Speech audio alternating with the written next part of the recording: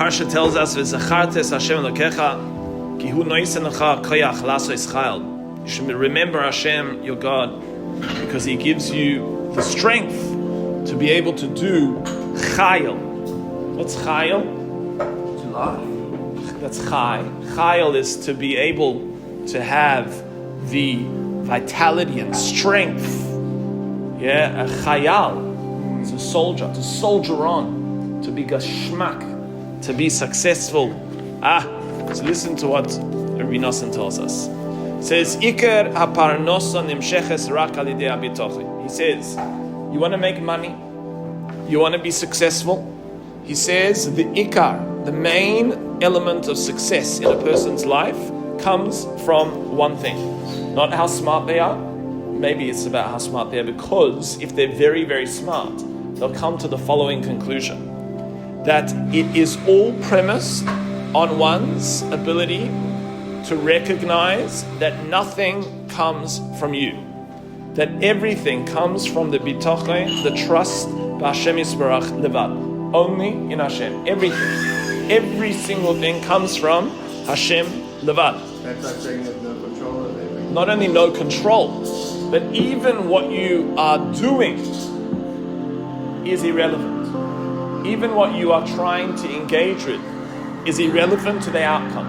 That's a crazy recognition, you understand that? Yeah. Whatever you are doing is irrelevant to the outcome. You have to do, we'll see in a moment, but the ikar, the main element of success in a person's life comes from their ability to have ultimate bitachon, ultimate trust in Hashem. Ki lo moitzeh ma'arev v'lo midbar harev v'af al pi kein tzarich adam lasuk ve'ez esek masamata. But nevertheless, we can't be batlonim. I mean, there are batlonim. There are individuals that just sit and engage all day with the study of Torah, which is very chashuv. But most of us are not in this scenario. Even if we've had moments in our lives that we'll be zoiche, we've merited to be able to sit and study, and everyone should, please God, have those moments and years in their lives. But nevertheless, a person eventually needs to go and make a living, what is referred to as masa moton, the give and take of life, the hamshich haparnasa, to draw into their lives some sustenance, some element of support. So why is it? Why is it that Hashem wants us to do this if everything comes from Hashem? It says, Hashem will bless you in all that you do. Meaning, it's premised on the doing. It's not enough to just have the blessing. You have to have the doing. I once heard an analogy, brought actually from the Lubavitcher Rebbe, that if an individual prays to Hashem, Hashem, I need parnasa, I need success, I need everything, and then they come and they say, you know what, but I still don't have it. Where is it? It's not coming, not manifesting. So the analogy that's given, come sit down, we won't charge you too much, come. The analogy that's given is if you have the rains coming. It hasn't come out yet. If you have the rains coming, but you haven't planted the seeds into the ground, well, what do you expect? Can't expect anything, can you? You still got to put the seeds in the ground in order to be able to then get the blessing of the rains. I think a ribbon from Yosef Elba. Oh, beautiful. Who? From who? Yosef Elba. Yosef Elba. Okay, very nice. Thank you for this. So we see, very, very similar, that Hashem blesses the doing, meaning there has to be an element of doing. The question is why? It's very difficult to understand. We know that before Adam and Eve sinned, they used to have these snake-like entities that would be gathering food for them. You want some, what do you want? You don't want cholent, don't joke with me, you're a pescatarian. Yeah, sorry. You want some cholent, let's say hypothetically, or you want some, what do you want? You want apricots. What do you want, Howard? Apples. You want apples, gewalt. Apricots and apples. Sure. Unbelievable. Yeah. So you want some of these achen, you wouldn't have to go to Woolworths to get them. You wouldn't have to even grow them yourself and go up onto the tree to pick them. They would come to you. You know who would bring them to you? These, that's where we have here, Checker 60, and they would bring them to you, Sachen like this. Maybe it's coming closer to the times of Mashiach. That's why we have all of these individuals on motorbikes. You just order it, and this was how it used to be in the times of Gan Eden, where the snakes would bring these food products to Adam and Eve. Nevertheless, we see that they didn't have to do anything. All they had to do is tefillah. All they had to do is daven. So why can't we just say, you know what, let's do the following. Let's just have huge loads of bitachon. Let's just have a massive amount of trust in HaKadosh Baruch Hu.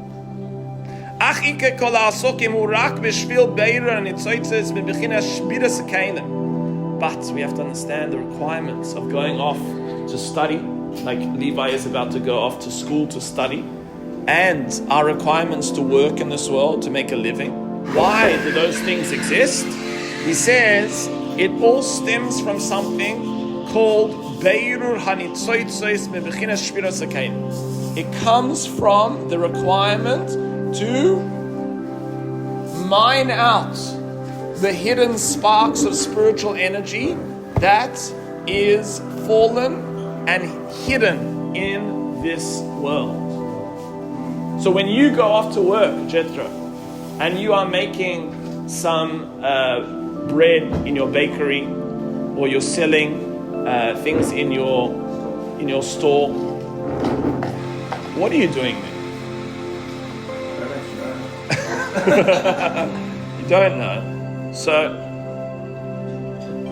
what we see here, one second, what we see here is that we are engaging through that activity. We're going to see how it works. We're engaging, well, more than the contribution is the rectification of fallen sparks. Did you know that?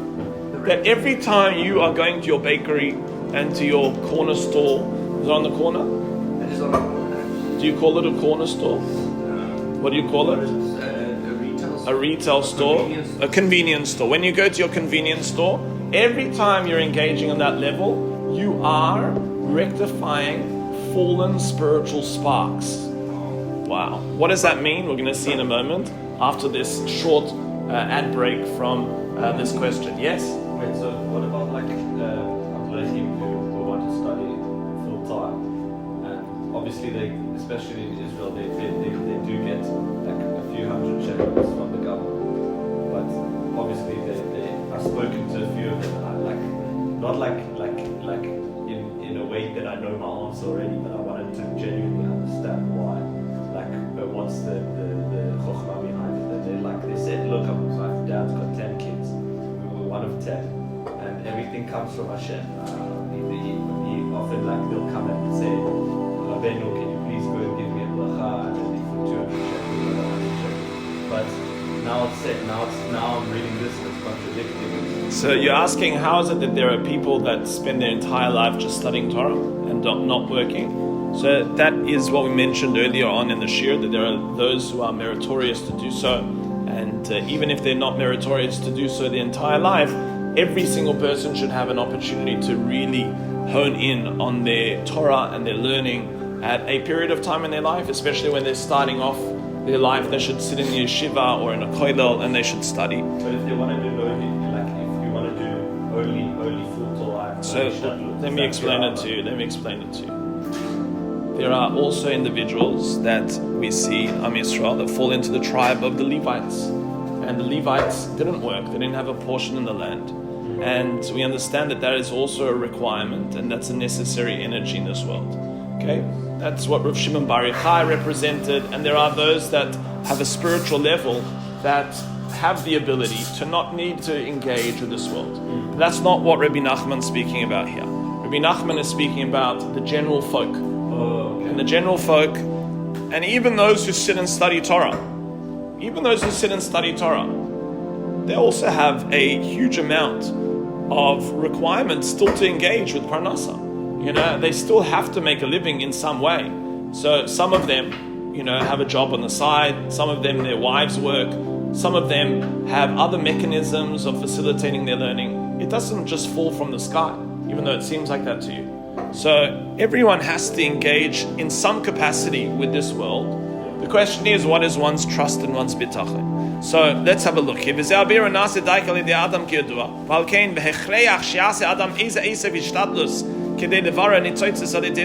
again, coming back to Jethro, going to his bakery or convenience store, there's a necessity that Hashem actually wants you to go there, even though it doesn't seem that way, even though it's maybe the last place you want to go to.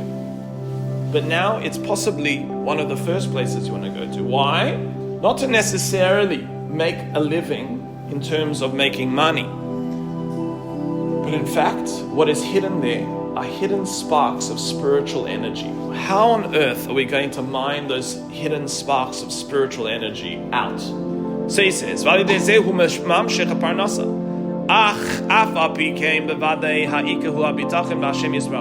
do that? Great, I'm excited to be able to potentially answer that important question. Just to preface, it sounds like somebody who doesn't value it in their job, if they have like a road job day to day, trying to find value out of what they do. Right, so how do we find value in what we do, detached from our study of Torah? So hopefully everyone has the blessing of finding value and enjoyment, in their parnasa, in what they do. But here, even if one doesn't, there's an underlying energy that is going to facilitate mining out the spiritual sparks. Now, once you find these spiritual sparks, you find gold. And this gold is an unbelievably powerful energy force. Listen to what he says. He says that you come into that environment. Now, in that environment, when you are oisek, when you are engaging with the give and take of making a living, whatever that requires, investing or marketing or organizing or thinking, whatever it may be, the greatest danger is thinking that you are the source of blessing, that you are the one in control, that you have every single obligation and weight on your shoulders. And when a person shifts gears into realizing, you know what, in fact, I can be in neutral and I'll still be moving forward. I don't even have to put my foot on the pedal in order to be able to move forward. I need to sit in the car and I need to pretend that I'm doing everything and engaging with everything. And I need to make that ishtadlus. But at the same time, when I relinquish my control and I relinquish my consideration or delusion that I'm the one that is manifesting, in that I rectify the fallen sparks. In that process of reestablishing who is boss, who is, I rectify those fallen sparks.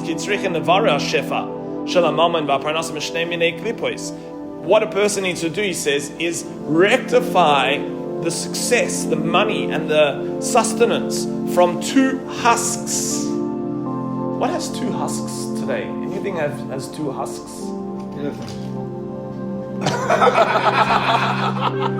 I love. They're not called husks. They're called tusks. Yeah. I like. But thank you for that, Howard. An elephant has two tusks, but we're talking about husks. Yeah. What has two husks? Like wheat or... I know that ducks have like 3 eyelids or something like that, but you don't know that? I found that on one of those bottles, the bottle tops you screw over and you see underneath there, you see some nice facts. You know that? Like cocoa. Cocoa! Yes, tell us about that. The husks. Husks, yes. That you got to get. It's true, eh? Oh, gewaldig. And coffee? I don't know about Coffee doesn't have 2 husks? Coffee beans? Ulai.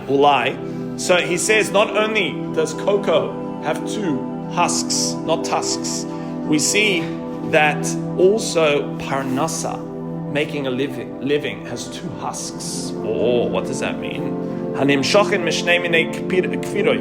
That come from 2 delusions. What is that?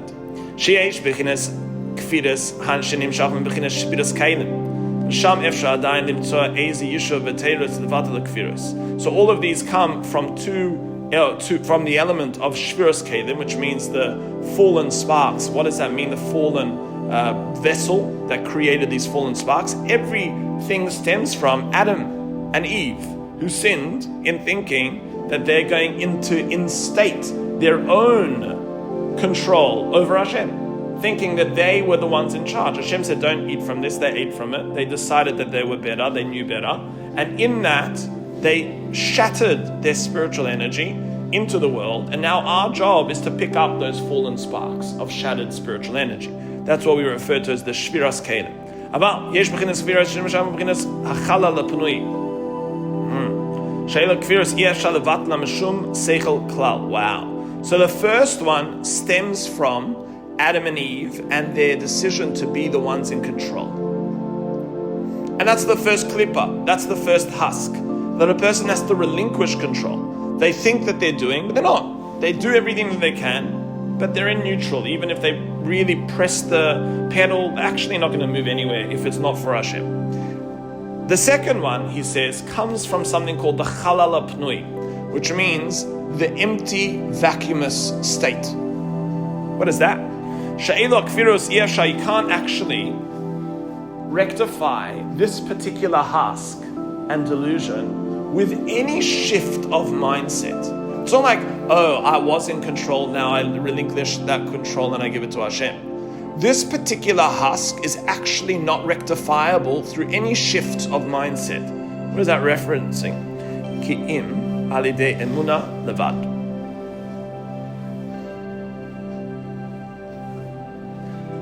It only comes and is only able to be rectified through something called emunah, faith.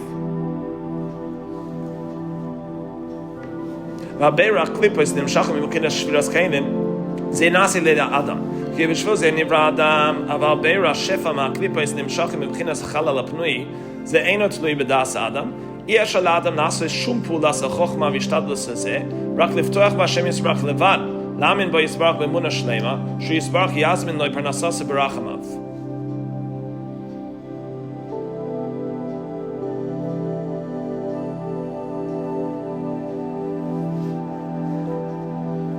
It's an interesting thing because he's saying here, one is in our hands and one is not in our hands and it's not even in our minds. It's just coming to the recognition.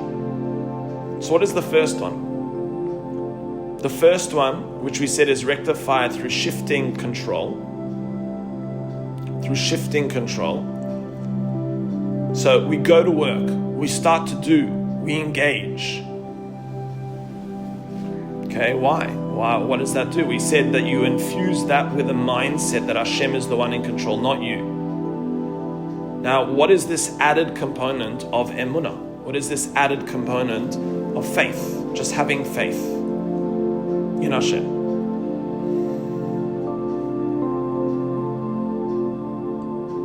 So I think what one could suggest is that there are two elements here. There's one in our actions, one in our doing. And in our state of doing, a person can become again fallen into the delusion that we're in control. That's the first thing that needs to be rectified. The second is not being taken by this necessity to be successful, not taken by the space of doing, and just being able to completely let go to a state of emunah, to a state of faith, and to a state of oneness in God. And what does that mean? Again, a person can become very, very, very taken by the rat race, taken by this cycle, this constant doing. And even if you're in this constant doing, and you can say to yourself, you know what, I'm doing, but it's all Hashem. It's all Hashem. It's not good enough. That's not good enough. There needs to be another component where you have a relationship with oneness. You have a relationship with infinity, that you recognize that even though you've been doing and that the success comes from Hashem and not you, where's your relationship with the oneness? Where's your relationship to oneness? To the infinite nature behind all, to the infinite nature of self. That's the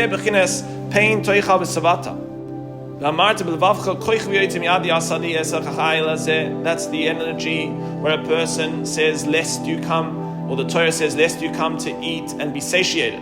and you'll say that Gewalt, everything comes from me, and I have attained this. So you understand that Hashem has given you this particular energy.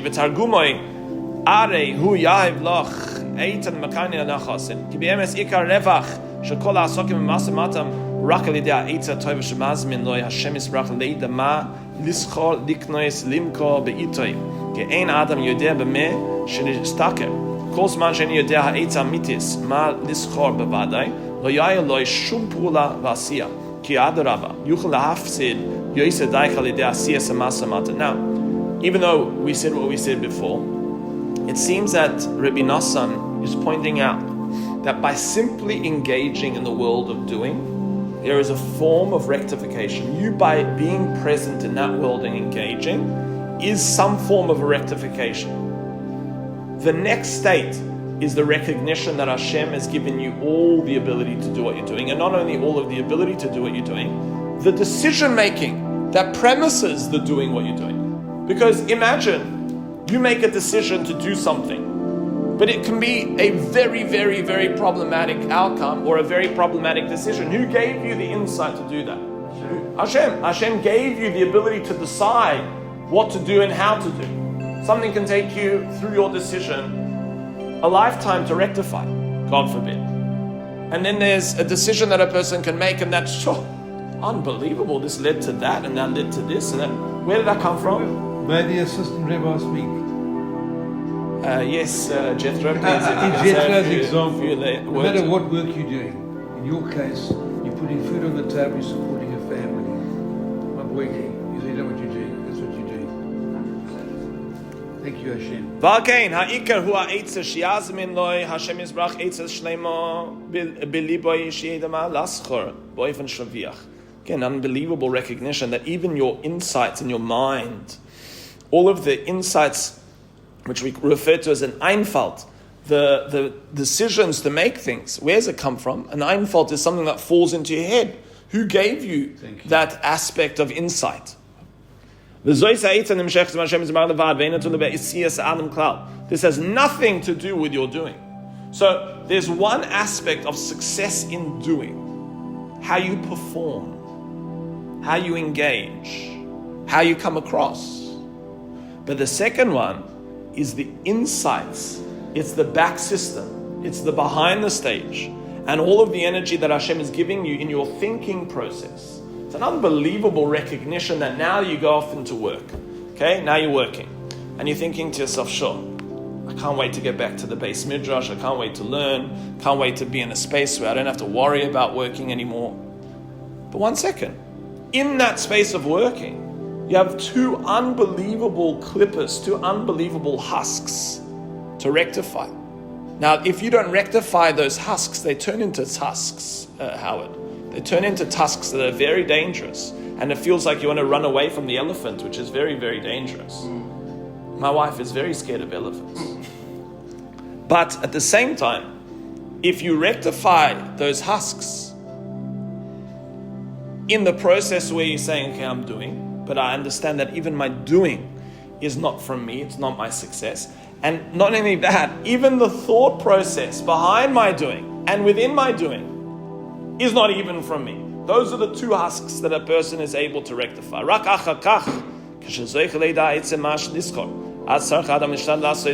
Only once you understand what to do, then do you do.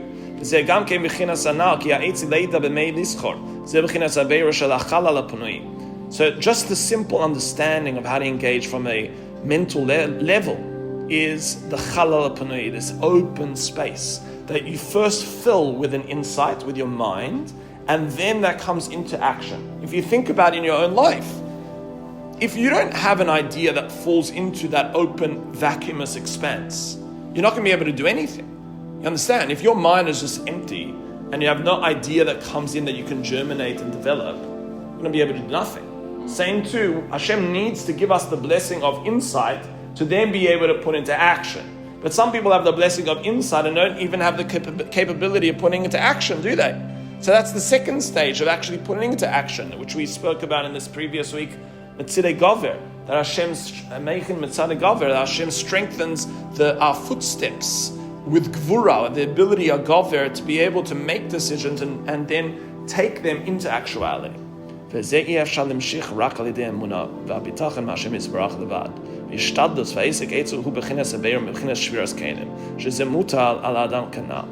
one is fixing up the emptiness, the chalal pnui, by recognizing that all insights come from Hashem. And the second one is fixing up the nitzotzos, the fallen sparks that are in the ground.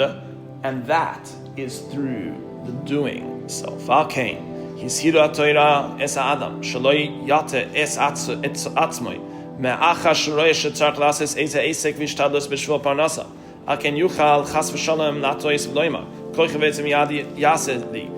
Be very, very, very, very cautious, and that's what we're learning in the parasha. Be very cautious that whenever you have to enter into the world of asiyah, into the world of masa matan, into the world of doing and making a living, be very, very cautious that you never ever fall into the delusion of thinking that you are the one engaging.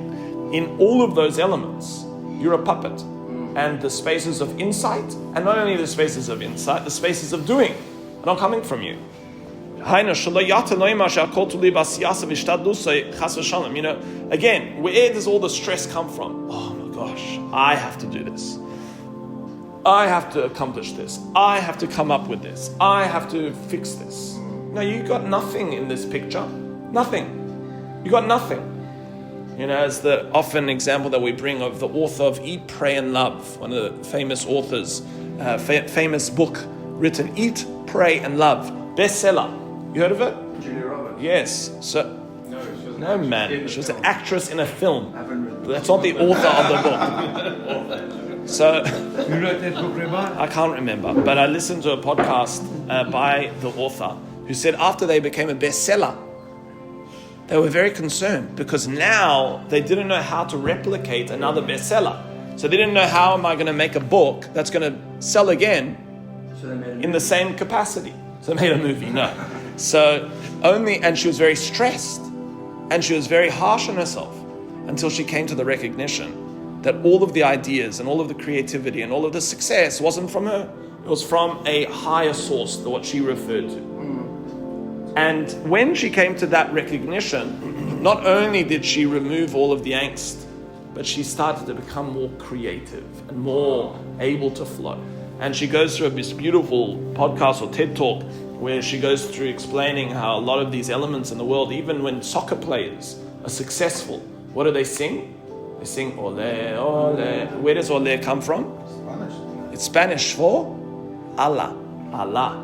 That's where ole comes from, is from Allah. Allah, obviously we understand, is not an oi, it's a reference to God. And Allahu Akbar. Eat, pray, and what's the other word? Eat, pray, love. Eat, pray, love. So Hashem is the one to be praised. Understandably, that the space of success comes from God entirely. And that's where we have to enter into the space of our own creativity, our own ability to flow, is not from us. We are not manifesting anything other than becoming vessels for God. And through that, that's where we access that success. Kilu, kama eitza, shubakhinas koyachana, bakhinas ki hanois lecha, targumay kanal gam kain mimenu ba'atzmei chas v'shalom.